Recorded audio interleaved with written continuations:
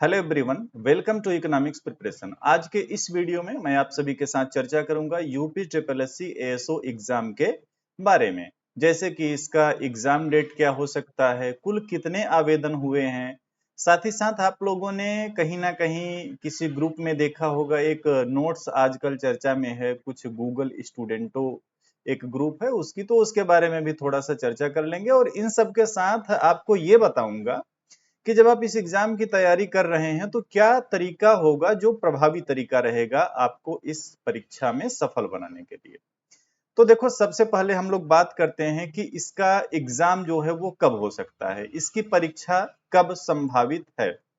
Exam की बात करेंगे तो देखो, यूपी ट्रिपल एससी के द्वारा अभी ऑफिशियली जो है कैलेंडर नहीं जारी किया गया है, लेकिन आयोग की कार्यप्रणाली और उसके गतिविधियों को देख करके ये अंदाजा लगाया जा सकता है कि आपकी ये परीक्षा जो है वो ज्यादा लेट नहीं जाएगी। ऐसी पूरी उम्मीद है कि आपका ये एग्जाम जो है वो अगस्त के लास्ट में, ठीक है, अगस्त के लास्ट में या ज्यादा से ज्यादा अगर गया तो सितंबर के प्रथम सप्ताह में आयोजित हो जाएगा। सितंबर के प्रथम सप्ताह में। तो ये तो रहा एग्जाम के बारे में कि परीक्षा आपकी कब हो सकती है, ज्यादा टाइम नहीं बचा हुआ है। उसके बाद अगला जो मुद्दा है वो ये है कि कुल कितने आवेदन किए गए हैं। इस बारे में भी देखो, किसी के पास ऑफिशियल डाटा नहीं है। कोई कह रहा 13,000, कोई कह रहा 15,000, कोई कह रहा 18,000, कुछ लोगों ने तो 30 और 40,000 का भी अनुमान लगा दिया गया। लेकिन मुझे लग रहा है कि इस एग्जाम में जो कुल आवेदन किए गए हैं वो 20,000 से अधिक हैं। ठीक है, 20,000 प्लस टोटल आवेदनों की संख्या है। एग्जैक्ट डाटा आपको जो है मिलेगा आरटीआई जो लोगों ने लगाया हुआ है, आरटीआई का जैसे ही आयोग के द्वारा जवाब दे दिया जाएगा, आपको यह जानकारी मिल जाएगी कि इसमें अब तक क्या मतलब कुल मिला के कितने आवेदन किए गए हैं। ठीक है, तो आवेदनों की बात हो गई, एग्जाम डेट की बात हो गई। उसके बाद जो अगला मुद्दा है वो है कि अगर आप इस एग्जाम की तैयारी कर रहे हो तो क्या क्या वो तरीका है जिसको आपको अपनाना चाहिए। तो ध्यान से मेरी इन बातों को सुनिएगा। ऐसी वैकेंसी आपको कभी कभी मिलती है जिसमें कि 1565 पोस्ट हों, 1565 पोस्ट हों, ठीक है ना। और इसमें जो है फॉर्म 20,000 या उसके आसपास पड़े हों। हम ये नहीं कह रहे कि कंपटीशन बहुत कम है, लेकिन अन्य वैकेंसी की तुलना में कंपटीशन यहाँ पे कम है। तो अगर आप एक बेहतर प्रयास करते हैं तो आपके चयन की संभावनाएं बढ़ जाएंगी। मेरा मानना है कि अगर आप तैयारी कर रहे हैं तो आप अन्य चीजों में समझौता कर लें, लेकिन किताबों में कोई समझौता नहीं, कोचिंग में कोई समझौता नहीं। जहां से भी जैसे भी संभव हो, आप इस वैकेंसी के लिए तन मन और धन तीनों से लगेंगे, तब जाकर के सिलेक्शन होगा। अगर आप ये सोचें कि कोई कोचिंग में जो है फीस लग रही है 1,000 रुपए, जो भी लग रहा हो, मैं इसका कोई पेड कोर्स नहीं पढ़ा रहा हूं, आप सभी को मैंने पहले के वीडियोस में बताया हुआ है। लेकिन मैं आप सभी को यह कहना चाहूंगा कि बहुत सारे टीचर जो हैं वो पढ़ा रहे हैं। यूट्यूब पे आप देखेंगे तो बहुत सारे टीचर आपको मिलेंगे जो इस वैकेंसी के लिए पढ़ा रहे हैं। तो आप सभी टीचरों के वीडियोस को देखिए, और जिस भी टीचर का पढ़ाया आपको समझ में आए, आप बैच जरूर ज्वाइन कीजिए। ठीक है, आप बैच जरूर ज्वाइन कीजिए। आप 2,000 रुपए बचा करके ना बहुत ज्यादा धनी नहीं हो जाएंगे। जितनी भी फीस हो, कोई 500 में भी पढ़ा रहा होगा, कोई 2,000 में पढ़ा रहा होगा, कोई 1,500 में पढ़ा रहा होगा, वहां से आपको कुछ ना कुछ जरूर सीखने को मिलेगा। और किसी के कहने पे किसी के बैच में एडमिशन मत लेना। एडमिशन उस टीचर के यहाँ लेना ना जिसका पढ़ाया आपको समझ में आए।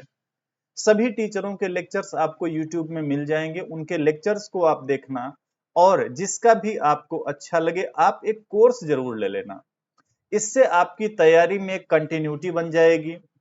बहुत सारी चीजें आपको बनी बनाई मिल जाएंगी जो आपको अतिरिक्त श्रम या अतिरिक्त मेहनत से जो है आपको बचाएंगी। तो पहला काम तो ये कि किसी का कोर्स ले लो, आपकी तैयारी अच्छे से हो जाएगी। दूसरी बात, किताबों को खरीदने से बिल्कुल आपको बचना नहीं है। मतलब ये ना सोचें कि हम एक किताब रखे तो हैं, क्या करेंगे। ऐसा मौका बहुत मुश्किल से एक अभ्यर्थी के जीवन में आता है, ठीक है, जिसमें इतनी अच्छी खासी पोस्ट हो और कंपटीशन अन्य वैकेंसी की तुलना में कम हो। मैंने आपको पहली वीडियो जो एएसओ की बनाई थी उसमें बताया था कि आपके पास एक स्टैंडर्ड बुक जरूर होनी चाहिए, चाहे वो आप शुक्ला एंड सहाय की बुक पढ़ें, चाहे प्रोफेसर रमेंदु राय की बुक पढ़ें, इंग्लिश मीडियम में है तो गुप्ता एंड कपूर की बुक पढ़ें, हिंदी मीडियम में एक कैलाश नाथ नागर की बुक आती है उसको पढ़ें। एक आपके पास स्टैंडर्ड बुक होनी चाहिए, स्टैंडर्ड बुक, ठीक है। पैसे नहीं बचाने हैं, ठीक है। अगर आपको समस्या है आप अपने दोस्त से ले लें, घर वालों से बोलें, जैसे भी करें, लेकिन इस वैकेंसी के लिए अगर आपको 2000 3000 4000 खर्च करना पड़े तो उसको बचाने के चक्कर में मत पड़िएगा। जल्दी से इस एग्जाम का जल्दी से इस वैकेंसी का एग्जाम हो जाएगा और कुछ ही महीनों में अगर आप बेहतर प्रयास किए रहेंगे तो आपके दिन जो है वो बदल जाएंगे। तो बैच भी लीजिए, जिस भी टीचर का पढ़ाया समझ में आए, स्टैंडर्ड बुक भी होनी चाहिए। और मैंने आपको बताया था कुछ मार्केट में किताबें ऐसी भी हैं जो एक ही बुक में आपके पूरे सिलेबस को कवर करती हैं। तो अगर आप उन किताबों में भी सोच रहे हैं कि यार 200-300 रुपए हम क्यों लगाने जाएं, यहां पे भी आप गलत हैं। जब ऐसा मौका आपको मिले तो जितना संभव हो वो सारे एफर्ट आप कर डालिए। उसमें भी कोई एक किताब आप जरूर लीजिए। उससे क्या होगा, उससे यह होगा कि पूरे सिलेबस का एक बेस आपको पता चल जाएगा। अब जैसे मैंने बोला कि स्टैंडर्ड बुक में आप शुक्ला एवं सहाय को पढ़िए, है ना। शुक्ला एवं सहाय ये एक अच्छी बुक है, स्टैंडर्ड बुक है, ठीक है। तो अब जब आप इस बुक को उठा के देखेंगे और जो आपका सिलेबस है, पहले यूनिट की चीजें आपको इसमें मिलेंगी ही नहीं ठीक से, दूसरा यूनिट भी उतना व्यवस्थित तरीके से नहीं मिलेगा। इसीलिए आपके पास एक ऐसी बुक जरूर होनी चाहिए जो पूरे सिलेबस को कवर करे, ठीक है। उसको भी आप लीजिए, जरूर लीजिए, जैसे भी संभव हो। पैसा मत बचाइए, ऐसे मौके बार बार जीवन में नहीं मिलते हैं, ठीक है। तो वो बुक भी आप जरूर लेने का प्रयास करिए। उसके बाद जो अगला सवाल आता है वो ये आता है कि पढ़ाई के दौरान नोट्स बनाएं या न बनाएं, ठीक है। मेरा मानना है कि देखो, पढ़ाई का जो सबसे बेहतर और इफेक्टिव तरीका होता है वो ये होता है कि आप पढ़ाई के दौरान अपने नोट्स जरूर बनाएं, क्योंकि जो आप लिखेंगे वो आपको बाद में पढ़ने में भी मजा आएगा और चीजें आपके दिमाग में भी रहेंगी। तो नोट्स जरूर बनाएं, ठीक है, इसमें कोई समझौता ना करें। हाँ, नोट्स से एक बात और आप सभी को बताना चाहूंगा। आपने टेलीग्राम ग्रुप या यूट्यूब पे भी हो सकता है, कहीं ना कहीं इस नोट्स के बारे में जरूर देखा होगा, है ना। तो आप में से कुछ लोगों ने मुझसे भी इस बारे में पूछा कि इनकी नोट्स कैसी है। तो मैंने इनकी नोट्स देखी, एक बेहतर प्रयास है। और वो बेहतर प्रयास इसलिए है कि जैसे कोई एक टॉपिक है, जैसे मान लो पहला जो आपके सिलेबस में पहला टॉपिक है सांख्यिकी की परिभाषा, कार्य क्षेत्र, सारी चीजें। अब जब आप किसी एक बुक में इसको खोजने जाएंगे तो चीजें नहीं मिलेंगी बेहतर तरीके से, लेकिन इस नोट्स में आपको वो सारी चीजें एक ही नोट्स में मिल जाएंगी। इसके साथ साथ इस यूनिट से रिलेटेड वो आपको एमसीक्यूज भी उपलब्ध करवा रहे हैं। तो अच्छा, इनकी नोट्स हिंदी मीडियम में भी और इंग्लिश मीडियम, दोनों मीडियम में अवेलेबल है। मेरा मानना है कि इनकी नोट्स भी आपको जरूर देखनी चाहिए। इनसे आप एक बार कांटेक्ट करना, ठीक है। और मैं ये नहीं बोल रहा हूं कि तुरंत इनकी पूरी नोट्स आप देखो, मतलब ये मेरी तरफ से सिर्फ एक सुझाव है। एक बार जैसे इनसे आप कांटेक्ट करना, ये आपको डेमो नोट्स भेजेंगे। कैसे कांटेक्ट करोगे, देखो यहाँ पे इनका नंबर दिया हुआ है, ठीक है। तो ये आपको क्या करेंगे, नोट्स भेजेंगे।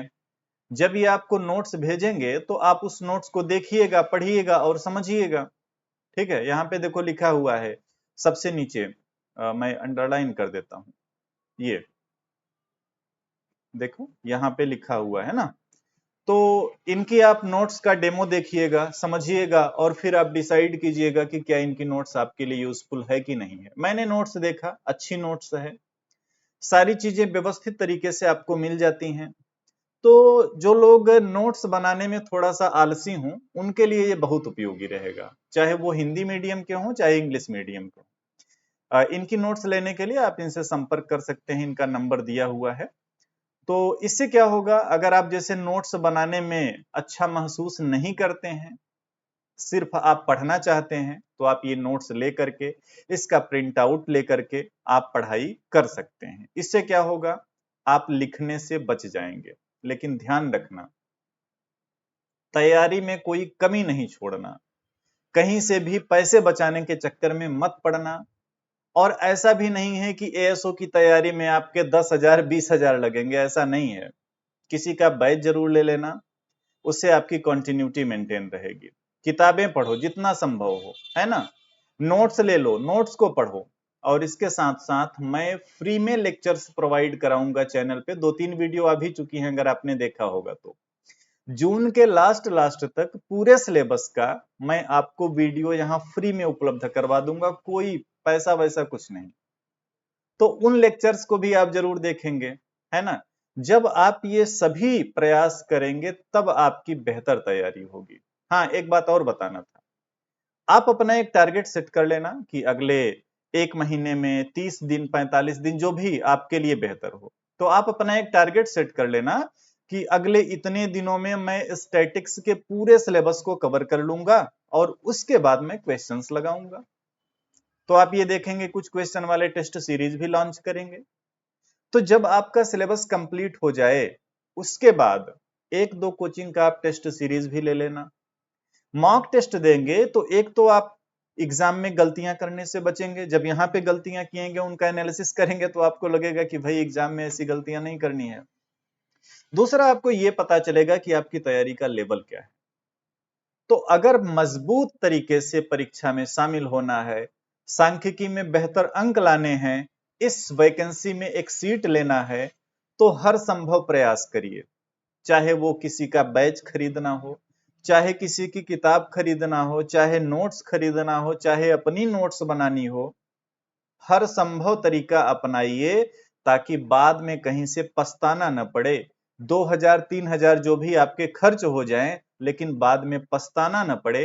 अपना बेहतर एफर्ट डालिए इस वैकेंसी में और एक सीट अपनी सुनिश्चित करिए।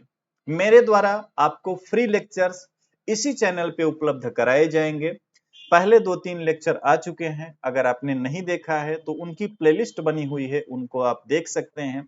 आगे भी लेक्चर्स आते रहेंगे, आप उनको जरूर देखिएगा। जितना बेहतर तरीके से हो सके उतना बेहतर तरीके से तैयारी करिए और एग्जाम में बेहतर करके इस विज्ञापन में अपनी एक सीट सुनिश्चित करिए। मिलेंगे आपसे नेक्स्ट वीडियो में। Thank you.